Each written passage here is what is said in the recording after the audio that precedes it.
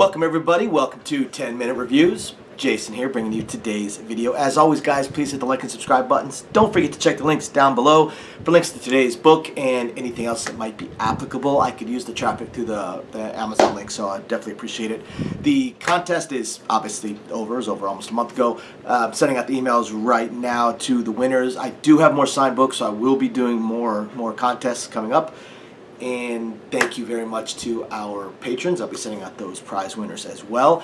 And otherwise, let's get into today's video. So today I want to talk about a book by an author I've talked about in the past, Benjamin Kerei, and his book, The First Line of Defense. First Line of Defense. Now this is an interesting book and an interesting world setup. This is kind of leans more towards sci-fi. I don't want to say lit RPG, although it comes somewhat similar. I would say it's more of a tower defense. I mean, lit RPG pretty much springs from tabletop RPGs and computer games into a book format for people that enjoy those, turn it into a book format or a plot device within the book or how the world works. Whereas tower defense games that are a lot of fun, I've got 3 of them on my phone right now, they haven't really translated well into books until now. Benjamin Kerei did a fantastic job with this. So we've got our main character, Morgan Winchester. Now, Morgan Winchester is just your kind of normal, everyday, sort of boring nerd. Except for one thing. He plays tower defense games. And he plays them online. And he plays tournaments. He plays worldwide tower defense game tournaments. And is actually one of, generally in the top 2 or 3, if not considered the #1 ranked player in most of the tower defense games that he plays.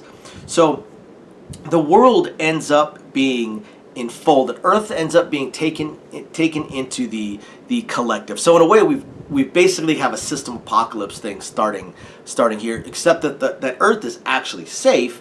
It hasn't been destroyed. People aren't dying. Things along those lines. But it's been enfolded within this greater galactic empire that has basically hand-wavium levels of technology. It's magic. It's whatever they want to do, they can do.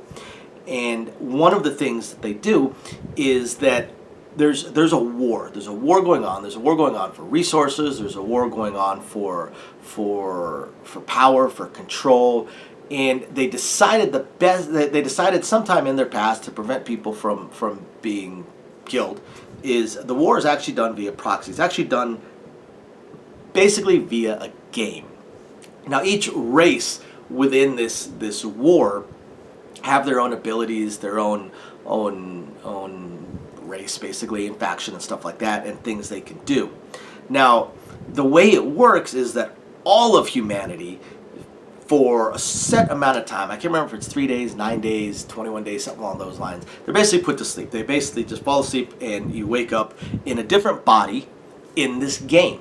And so you can die, you get respawned, you gain levels, you get stronger, you get better, and people are put into these bodies in various ways. Maybe some of them are soldiers, maybe some of them are shopkeepers, maybe some of them are this, some of them are that, some of them are pilots.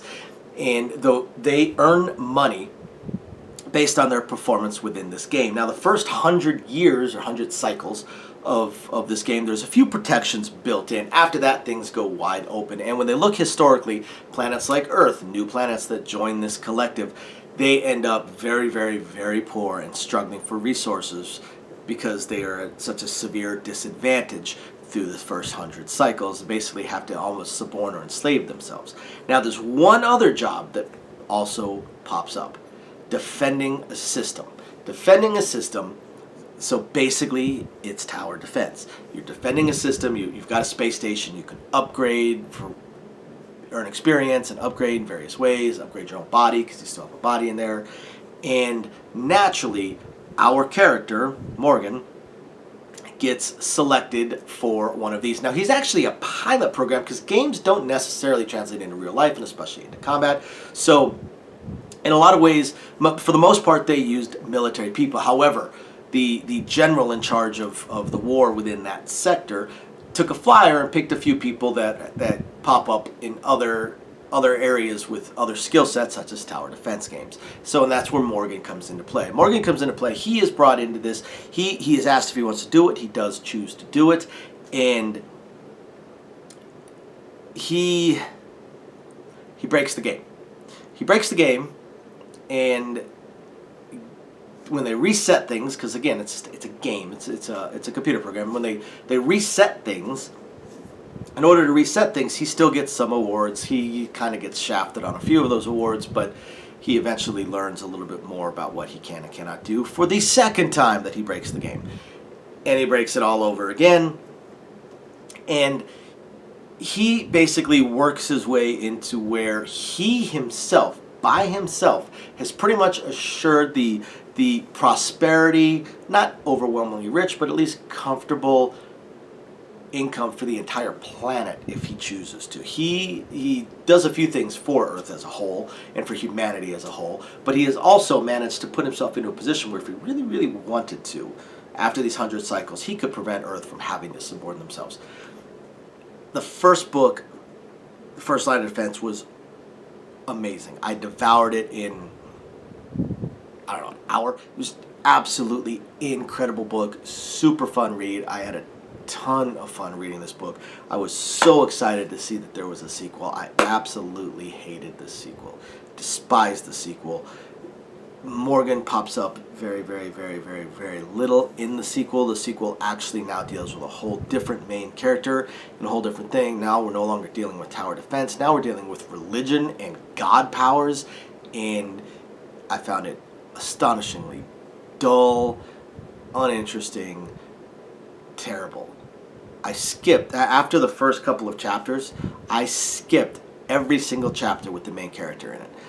I would then learn pretty much what happened based on what people were saying through conversations in the chapters that did not have him in it, such as the few chapters with Morgan and things along those lines. And then the main character would pop back up, and I would skip that whole chapter again. Next chapter hopefully was Morgan. If not, I would skip that one until I got back to the chapters with Morgan. So I'm desperately hoping that there is a book 3 that once again focuses on Morgan Winchester. If not, the way book 1 ended actually is pretty decent as a standalone novel. Like I said, he gets to the point where he does help out Earth. He does help out Earth, and Earth is relatively secure. Thank you everybody for watching. We will catch you guys next time. Bye now.